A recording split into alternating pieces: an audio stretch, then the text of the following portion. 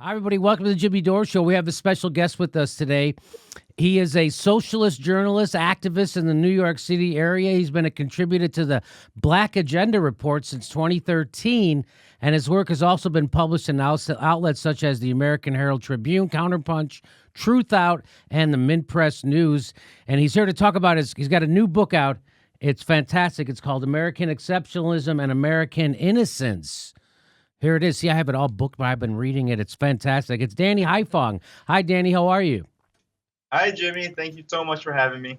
Now, I met you at my Brooklyn show, and that's how you had already emailed me about this book, but I hadn't got to it. And since I met you, I figured I should, and I did, and it is amazing, right? So this is the kind of book that if I could write like a smarty person, I would write this book. But it needs people like you. So tell me, what do you mean when you say American exceptionalism and American innocence?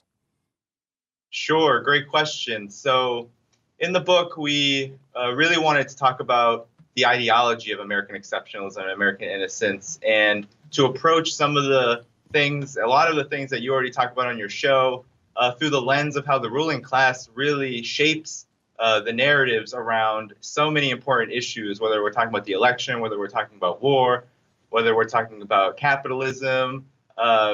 American exceptionalism is the framework that the ruling class uses to help us actually render us really ignorant around how we understand these issues. So American exceptionalism is the ideology that presumes that the United States is a force for good in the world, that the United States is the most exceptional society and civilization that has ever existed.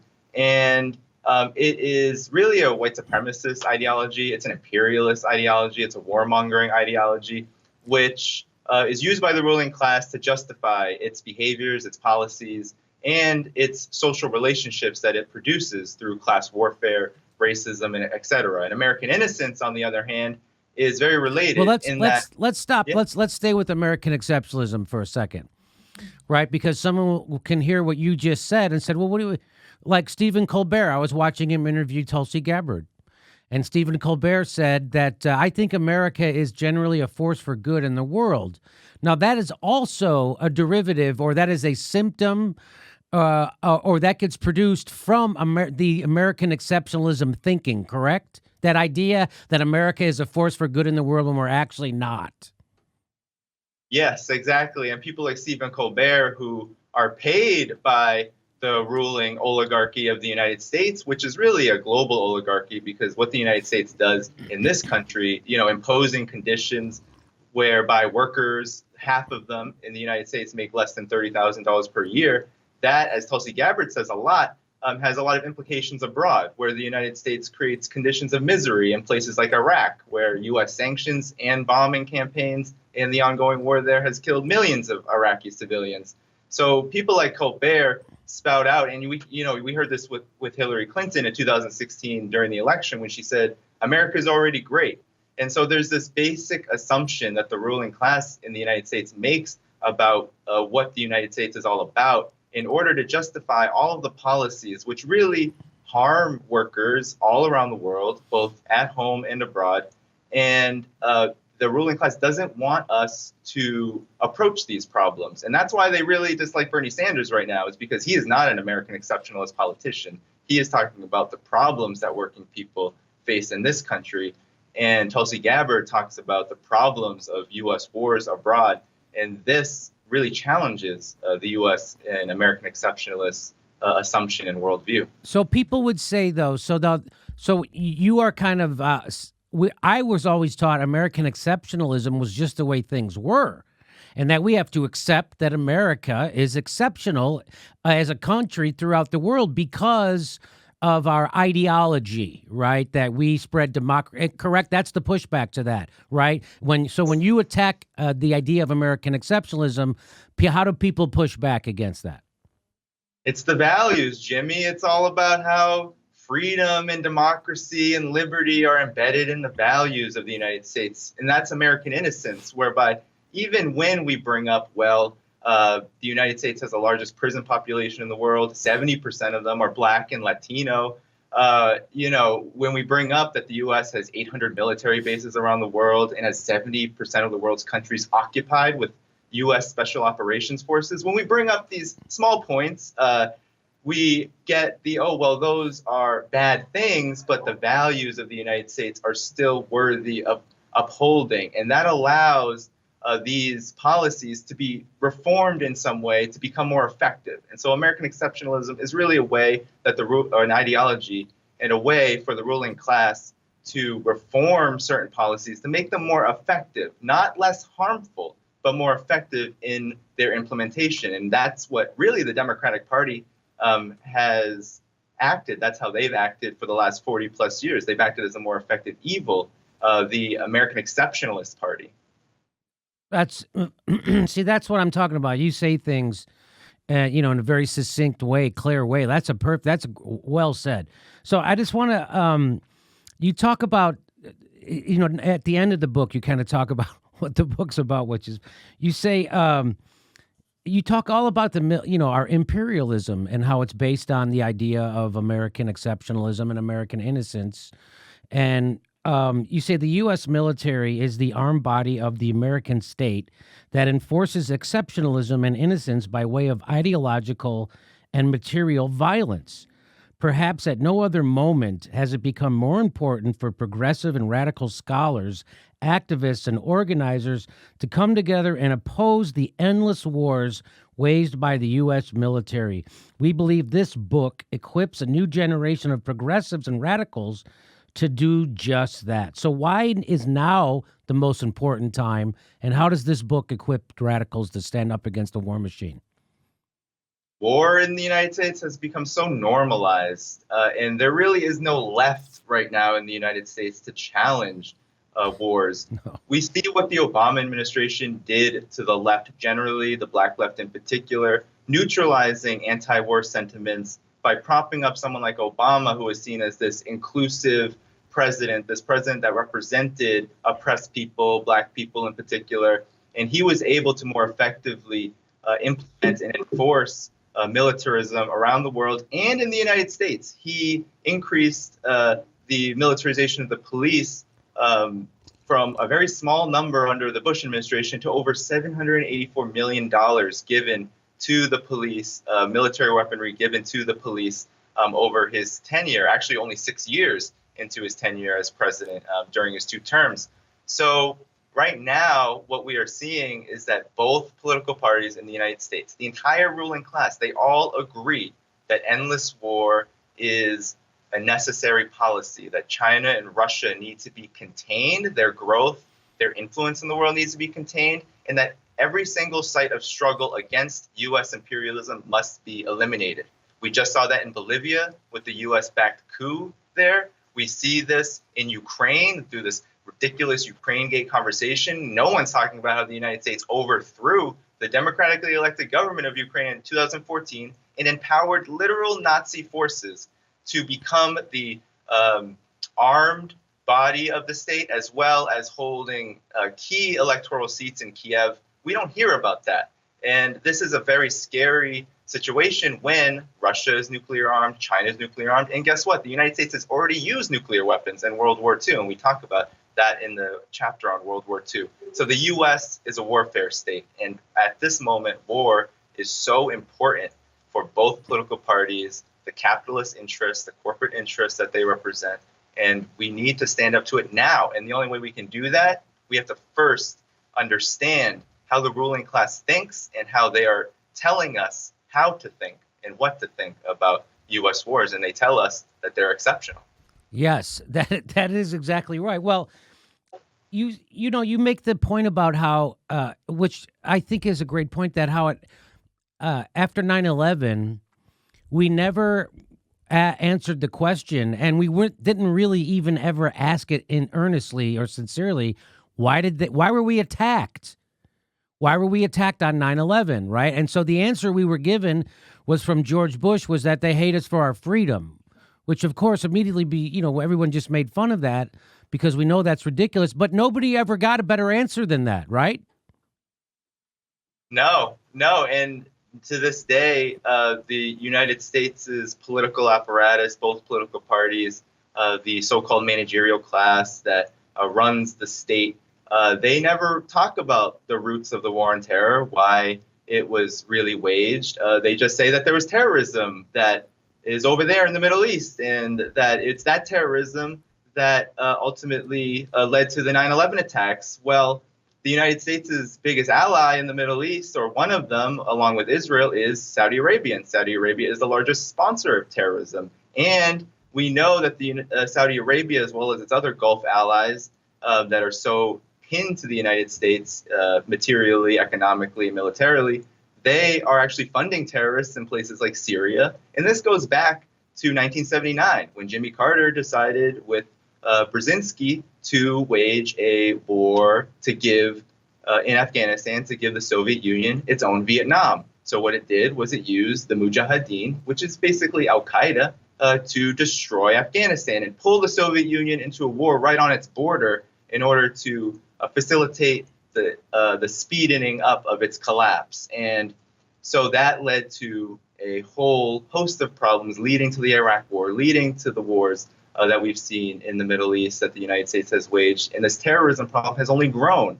But yet we're told that the war on terror was justified when, in fact, the United States is the biggest sponsor of terrorism. And we have a chapter in the book where we compare Saudi Arabia and Cuba, and we talk about how the United States picks its friends not based on their human rights violations or their human rights record, but actually based on the interests that these countries ultimately fulfill for U.S. corporations and banks and military contractors.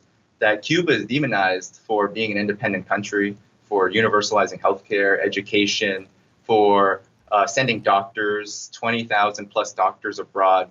It's demonized and it's sanctioned, and people suffer there because of that. But Saudi Arabia gets tens of billions, hundreds of billions of dollars worth of military weaponry, while it has, in fact, the most heinous human rights record on the planet.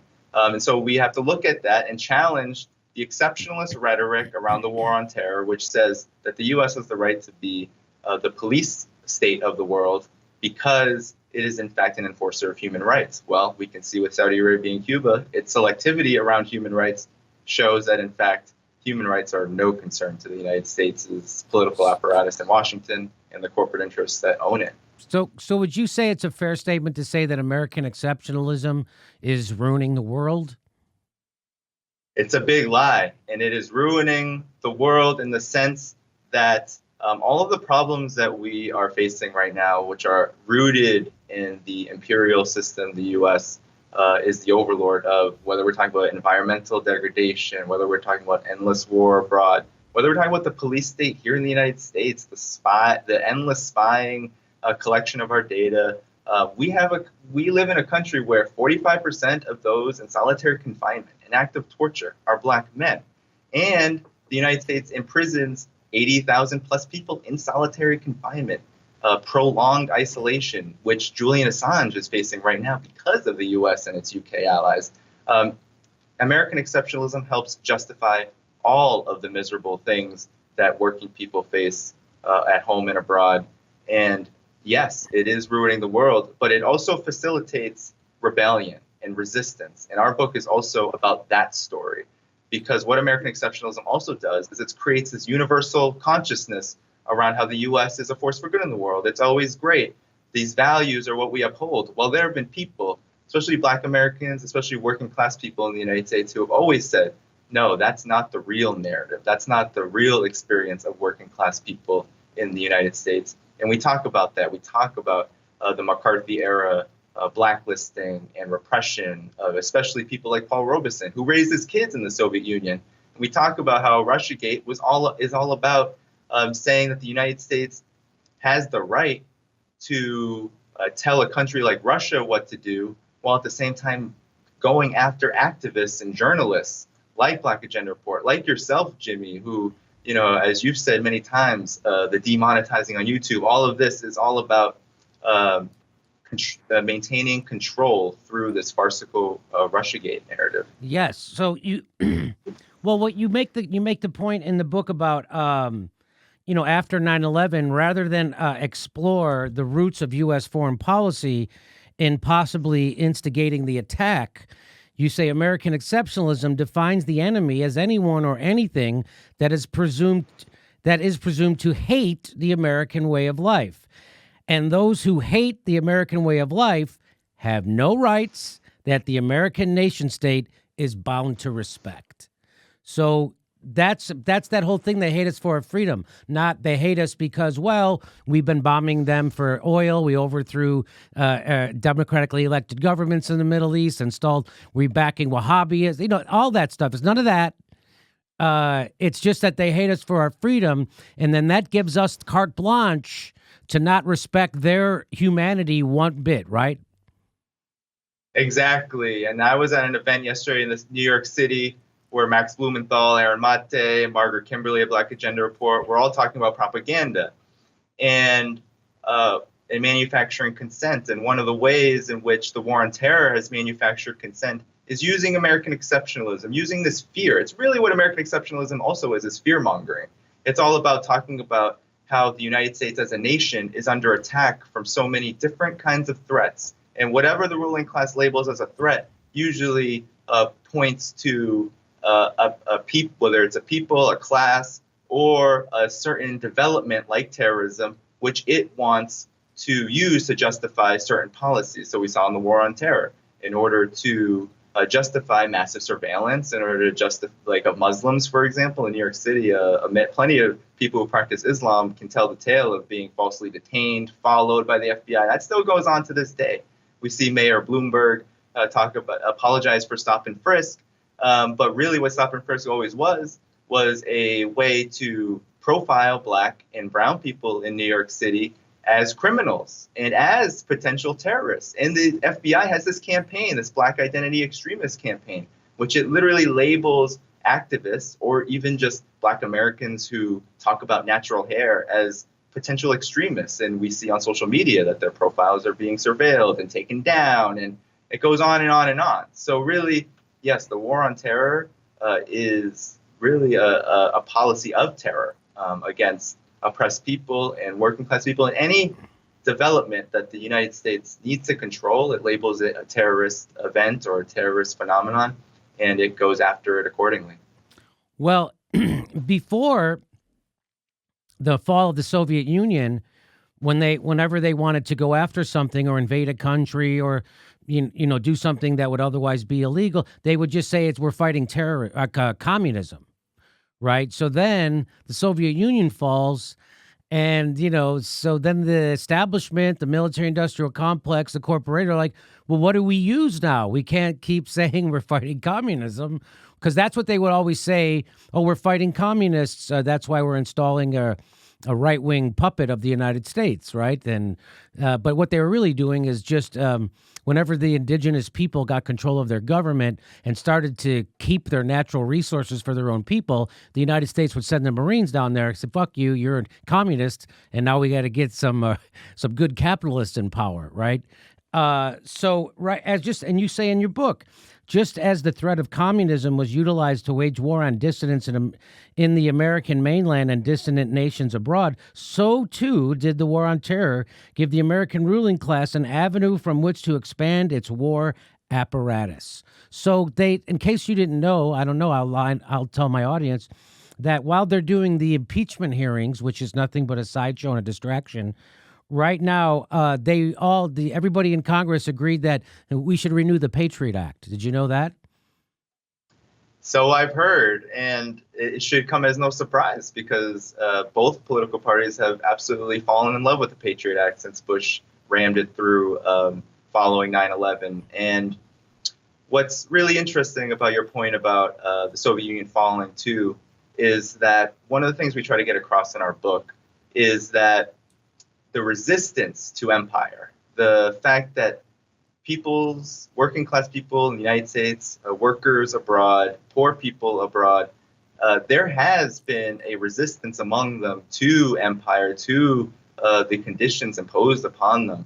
And we really look toward, especially the Black struggle in the United States, because history shows that Black America has, whether we're talking about Martin Luther King, Malcolm X, but even before then, W.E.B. Du Bois, we can go further back and show that rebellion among Black people against racism, white supremacy, and the total impoverishment and terrorism that has been imposed on the majority of Black people in the United States has been a key shaping point for the ruling class and how it thinks about and how it promotes its policies. We see the Patriot Act, for example.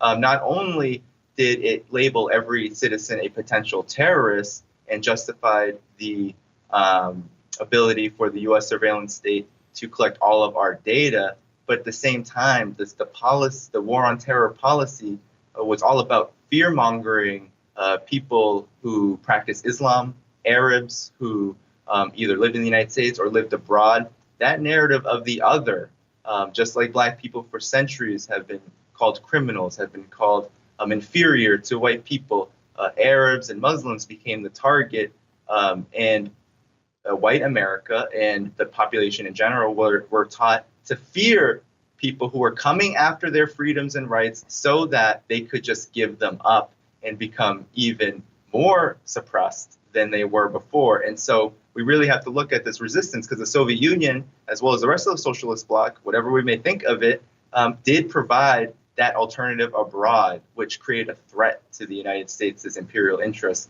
And that's why anti-communism became such an important thing for the United States ruling class. It was all about ensuring that there was no alternative economic model and political model anywhere in the world that could challenge the hegemony of capital, because capital at that time was seeing the world as its oyster, and it wanted to that's why after World War II, the United States went on a rampage, overthrowing foreign governments anywhere it could, where it saw the possibility of socialism, the possibility of independence coming into fruition.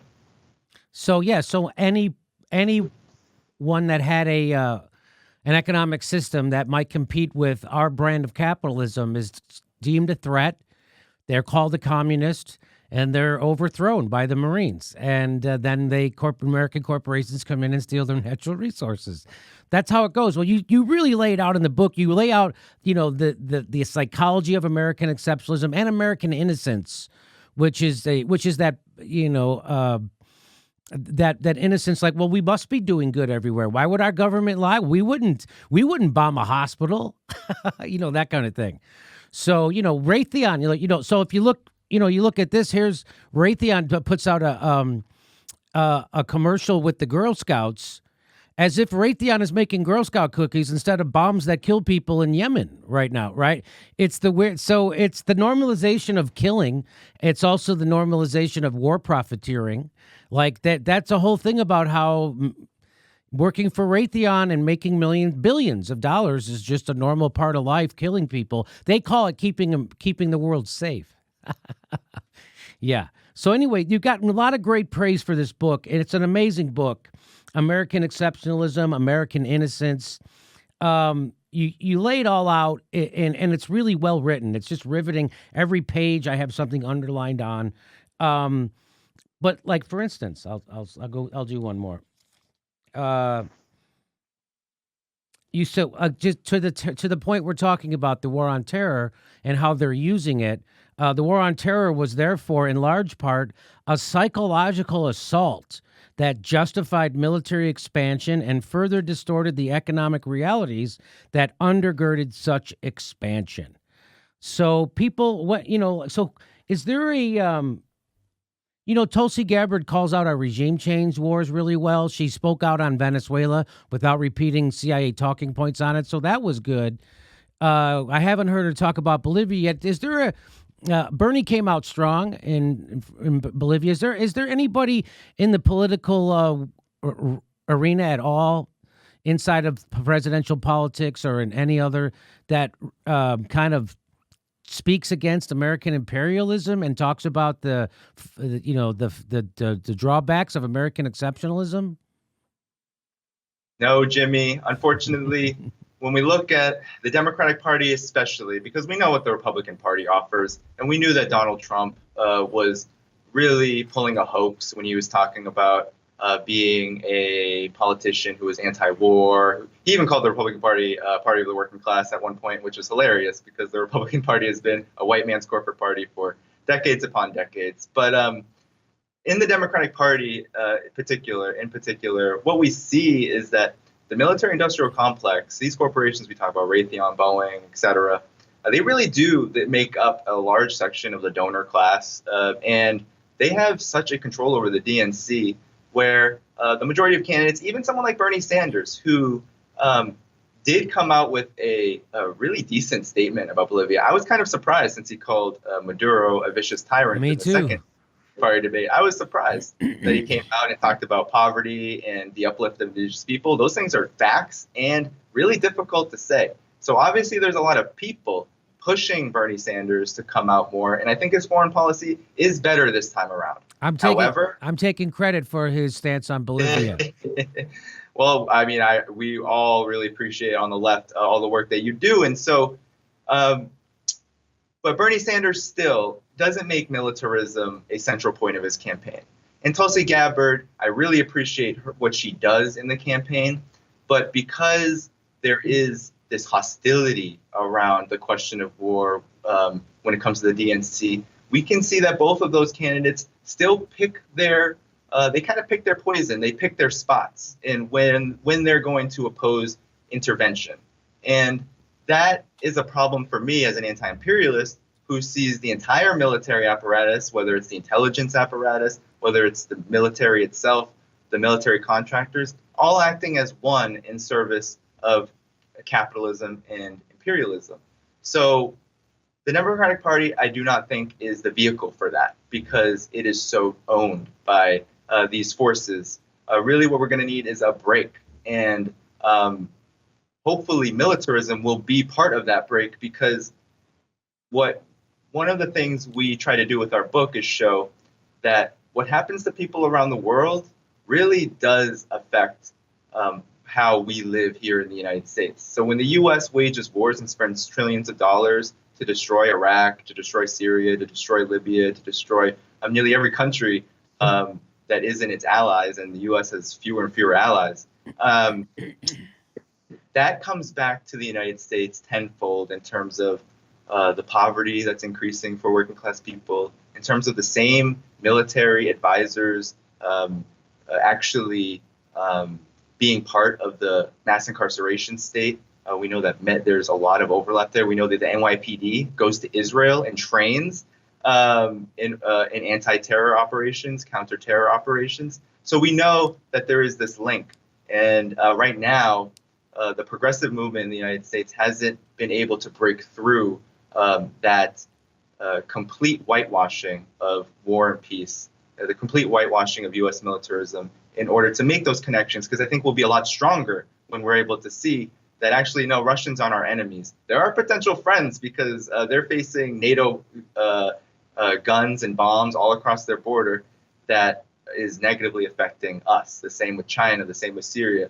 There's billions of people in the world who are suffering from this misery caused by U.S. imperialism, and we could do a lot of good by recognizing their humanity and breaking through the Democratic Party silence about it. So I say on this show often that doesn't matter who we elect, we're still going to have to put on yellow vests and get in the streets if we want Medicare for all and free college and end the wars and the living way and all that stuff, which they've been doing in France for a long time. And of course, they don't cover it here in the United States. So because that stuff is catchy, right? And so what do you say? I mean, how do we get a handle on this military-industrial complex? The warning that Eisenhower gave us on the way out of office has come to fruition. I mean, people don't realize we're spending 50% more on our military now than we were on the height of the Iraq War. The height of the Iraq War, we're spending $500 billion a year. We're spending $700 and some billion now. That's a 40% increase since the height of the Iraq War, and no debate over it, by the way. No debate, no op-eds, no town halls, no nothing. They just boom, boom, snapped their finger, and they got that money that could be used to clean up the water in Flint, to send everybody to college for free and give everybody health care. They're not going to do that. So what do you see? How do we get control of our military-industrial complex? That's the reason why we have to have a civilian as the head of our military. That's one of the reasons. So what do you see? What can we do? We feel helpless. We need to in my opinion, direct all of our energies toward the war party, and that's the Democratic Party. We need to hold everyone accountable. That includes Bernie Sanders and Tulsi Gabbard. It especially includes Elizabeth Warren, who is showing herself to be a true warmonger in all senses of the word. It means that we can't wait for the convention. We can't wait for an election to get out on the streets and protest when the United States is gearing up to wage another war, or to wait for the wars to end that already exist. The United States is literally at war with the entire world. Not many people know that the U.S. wages thousands of military operations on the African continent through AFRICOM. It militarily occupies nearly every country on that continent except two. And we know the disaster that was Libya, which destroyed a country which was the most prosperous in Africa, also had free healthcare, free education, a lot of the things that people in the United States want right now. The United States went in NATO and its so-called jihadist proxies and destroyed that country in 2011. And to this day, people are suffering. I'll tell you a little aside story. I am a social worker by day, and I actually worked in 2014 with a woman from Libya. She came in. I was working with homeless individuals at the time. She comes in and says, I lost my $4,000 a month grant from Libya to live in the United States to pay for my children's education, and that's because of the war. And so she was at risk of homelessness because of what U.S. militarism did to her country. And so we need to begin to investigate as a movement, as a progressive and left movement, the effects and the impact that war has, not just on ourselves, but also on people around the world, and begin to make those linkages. I think there's a real great opportunity at this convention, the Democratic primary convention, to wreak some real havoc. I mean, this is going to be an ugly scene, Jimmy. I know we're gearing up for Sanders' campaign to face a lot of trouble. And I think all of us as progressive people need to bring the issue of militarism and war to that stage and begin to organize protests right now against what the U.S. is doing around the world, and begin to educate ourselves, if we don't know, what is the United States doing around the world, and how does that affect me, and how does it affect people like me who live in other countries. And what do you think about organizations like Code Pink? Code Pink, I'm in full solidarity with what Code Pink does. I think they do some really good work. And, I know they do a lot of work with organizations like Black Alliance for Peace, which is also on the front lines of a lot of anti-war struggles. Ajamu Baraka, who ran with Jill Stein, is the lead organizer and coordinator of that organization, trying to bring back. Not many people know that Black America has traditionally been the most anti-war constituency in the United States, and that whether we look at King's position on war, whether we look at people like Claudia Jones, less known, she was an anti-war activist, a communist in the early to mid 20th century. These folks really led the way in understanding how the bombs that are dropped abroad really fall down hardest on those who the war machine domestically has always been targeting, Black people and people who aren't white, who the United States has deemed as inferior in order to justify the plunder of all workers. That's correct. All right. Well, Danny Haiphong has been our guest. His new book is American Exceptionalism, American Innocence. It's gotten a lot of great praise. Dr. Cornel West says this book keeps alive the best of the radical tradition in the neo-fascist age of Trump. So that's high praise. Also, Chris Hedges says, in a damning indictment of the collapse of the American empire and its Democratic, Republican, and corporate media overseers, Robert Sirven and Danny Haiphong expose the ruling class propaganda machine as it worships at the altar of austerity, war, and white supremacy. So that's great praise. I can tell you, it's hard to put this book down once you start reading it. So we'll put a link. Please put a link to your book underneath there. I'll tell you my Koki. And well, anything else you want to say? Where can people find you? So you can find me every Wednesday. I write an article for Black Agenda Report, www.blackagendareport.com. You can find me on Twitter. That's at Spirit of HO. So one word, Spirit of HO. And you can also find me on Facebook. Search me on Facebook. My name, Danny Haiphong. So you can find me there, and you can find the book on Skyhorse Publishing, on Amazon, and Skyhorse Publishing actually has a few other sites if you don't like the Amazon thing. Okay. Well, anyway, Dan, thanks for being our guest. I hope you enjoyed it, and good luck with the book. I really appreciate it, Jimmy. Thank you so much. Anytime. Okay.